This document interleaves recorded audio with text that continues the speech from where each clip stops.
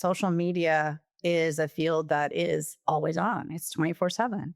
So it's really easy to normalize constant urgency and call it high performance. However, we have chosen to treat sustainable performance almost like an engineering problem, right? So in practice, this looks like cycles instead of perpetual crisis. I mean, you're going to burn people out with perpetual crisis, right?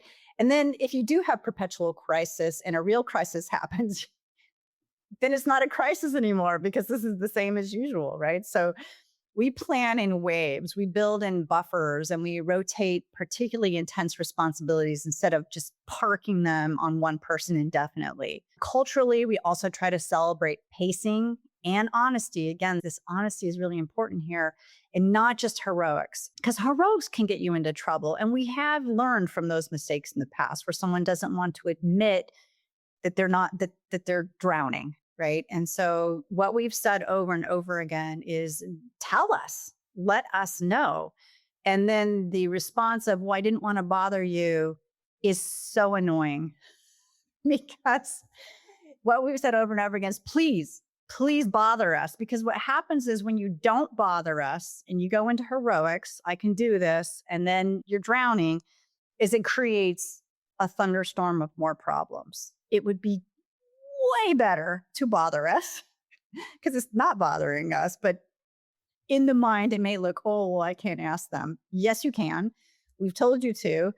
We have to have this culture of saying, my plate's full here, and I don't think that I can either take this on or finish this. But say it early. Don't do it after you've already drowned.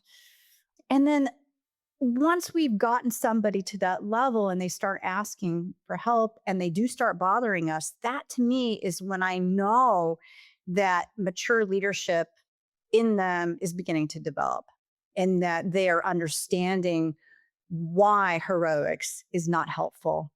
And over time, when people see that they won't be punished for telling the truth about capacity, they're much more transparent. And then we can actually plan ahead better. And planning ahead is important because like you've said, this is an always on environment. And for me, I think the bulk of our responsibility where we sit is planning, being able to plan to be able to get the work done, run those campaigns. And it's a quieter form of performance the way we do it, but I think it's far more reliable.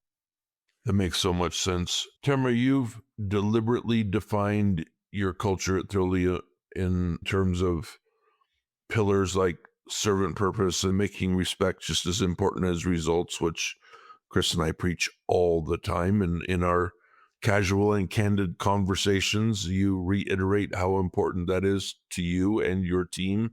What are those pillars and how do they guide your day-to-day operations?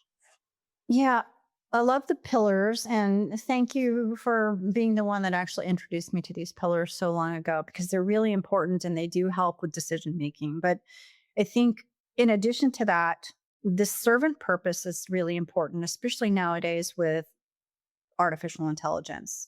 We're beginning to see more and more of what we thought was uniquely human being replaced. And one of the things that I'm steeped in artificial intelligence and public purpose is that when you take someone's purpose away from them, you're taking away their identity, you're taking away their reason for being, their waking up in the morning, how they feel about themselves, how they define themselves. Purpose is so important.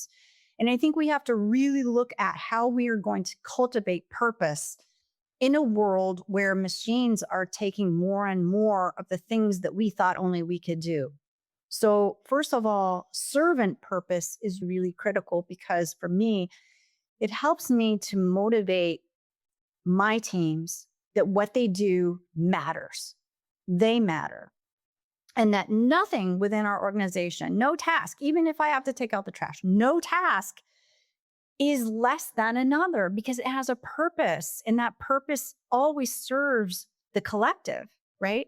And this purpose that we need to embody and realize that when we're having a tough day, when that campaign is really tasking all of us, when things are going sideways, is to realize down deep inside, we're helping our client.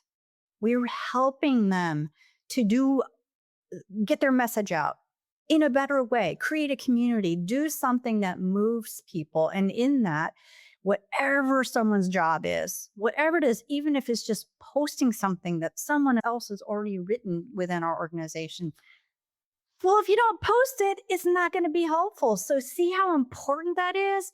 Never think that anything you do is too rote or routine, that you have a purpose.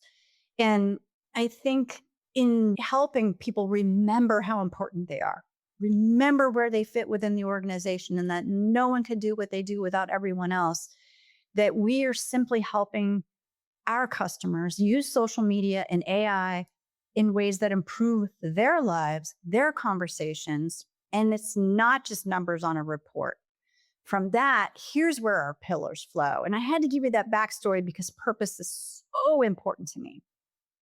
I think you don't become a nurse because you want to rule the world. I think you become a nurse because you really want to make people feel better, their lives better. You want to be a helper, a support, to raise people up. And that's never left. So the pillars for me, and I could have many, but I'm going to pick these three, is the respect, clarity, and courage. And respect means that we honor people's time.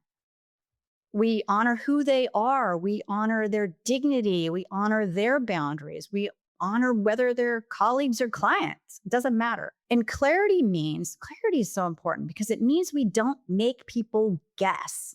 That's the worst. So we're very explicit about expectations, priorities, and feedback. Feedback's important. And courage is in there because it means that we are willing to say the hard things, especially if we're going to talk about ethics in today's world. It's not always going to be popular, right? But courage means we're willing to stand. Will you stand? Will you say the hard thing? Kindly, of course. Please use your voice with this. And only when it serves to protect this purpose. If it does not serve, then you don't need to say anything. But if it doesn't serve, it's not courageous either. So, as a leader, I look at these pillars as my decision filters.